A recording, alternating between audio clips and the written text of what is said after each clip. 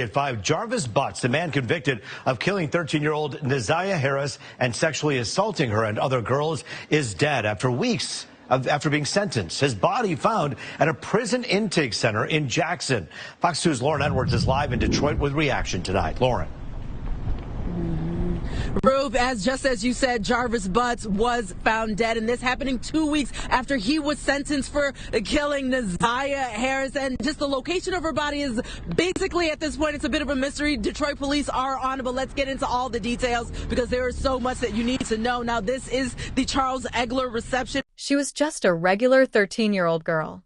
Her name was Amara Johnson. She lived in Atlanta, Georgia, a big, buzzing city full of life, music, and people moving in every direction. Amara was the kind of girl you would notice in a room. She laughed easily. She loved her phone. She went to school, hung out with friends, and did all the things a teenager does. From the outside, her life looked completely ordinary. And that's what makes this story so hard to tell. Because nothing about Amara looked like a girl in danger. She had routines. She had people around her. She had a home with rules, with love, with family watching over her. Like most teenagers, she had her phone glued to her hand, texting, scrolling, talking to friends. That phone was her world, the way it is for so many kids her age. What nobody knew at the time was that someone had already found a way into that world. Through a screen, through a message, through the kind of contact that doesn't leave fingerprints on a door or footprints on a floor. It just quietly slips in, word by word, day by day, without anyone around her noticing. In 2024, Amara was living her life the way she always had. She moved through her neighborhood. She came home. She went to school. Nothing around her felt broken or frightening. She had no idea, and neither did anyone who loved her, that something was already closing in. That is the cruelest part of stories like this one. The danger doesn't always look like danger. Sometimes it looks completely normal. And by the time you see it clearly, it's already too late. Then came the day everything changed. Amara left home. She didn't seem upset. There was no argument, no tears, no dramatic goodbye. She told people a general idea of where she was going, nothing unusual. She walked out the door the way she had done 100 times before. And she never came back. At first, nobody panicked. That's how it always starts. You think she's just running late. She's with a friend. She'll reply in a minute. You send a message and you wait. You call and it rings out. You tell yourself there's a simple explanation. But the hours kept moving. And Amara didn't. Her messages went unanswered. Her calls went to voicemail. Her phone, which was always in her hand, went quiet. That silence, for a girl who was always reachable, was not normal. Her family felt it before they could even explain it. Something was wrong. A mother knows. A family knows. Even before the words are spoken, the fear is already there. By the end of that day, the truth was undeniable. Amara Johnson was missing. A missing person report was filed. And right there, in that moment, a painful reality that many Black families in America know too well began to show itself. There's often a hesitation in how these cases are treated, an assumption that maybe the teenager left on their own. Maybe it's not serious. Maybe she'll turn up. That assumption, even when it lasts only a few hours, costs time that cannot be recovered. But investigators began working. They collected information. They documented her last known location, what she was wearing, who she had been talking to, where she had been seen. The search had begun. When physical searches turned up nothing, investigators went somewhere else. They went into Amara's phone. And what they found there changed everything. In the digital record of her life, her messages, her call logs, her social media activity, there was a trail. A timeline of conversations that painted a picture no one had seen before. And one name appeared again and again throughout that trail. Devin Cole. He was an adult man. Not a classmate. Not a neighborhood friend. An adult with a history that investigators would soon discover raised serious, alarming red flags. The communication between him and Amara was not casual. It was repeated. It was consistent. And most troubling of all, parts of it appeared to have been deleted, like someone had tried to erase what had been said. That kind of erasure doesn't happen by accident. It happens when someone knows what they did was wrong. Investigators zeroed in on Devin Cole. They ran background checks. They looked at his history. What they found confirmed that this was not a coincidence. This man had targeted Amara.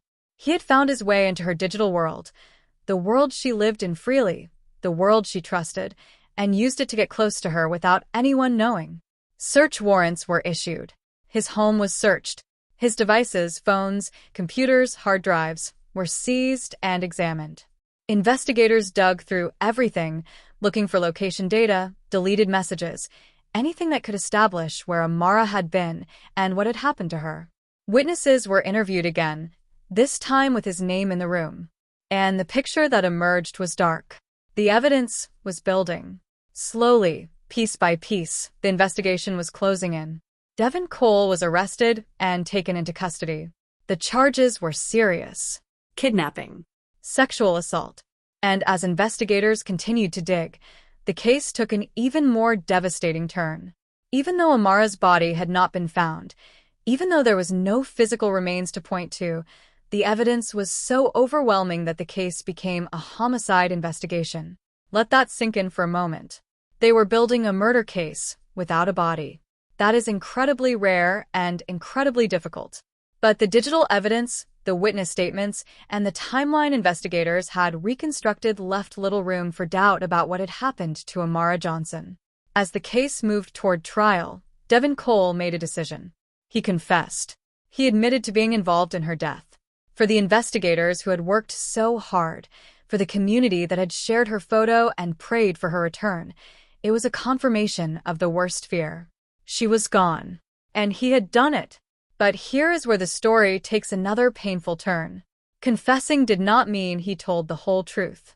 As part of the agreement, he was supposed to provide information, specific locations, specific details that would help investigators find Amara's remains, so they could bring her home, so her family could have something to hold on to, so there could be a grave, a place to grieve, a physical piece of closure. He gave information. He pointed to places. Search teams went to every single one, and they found nothing. No remains. No evidence.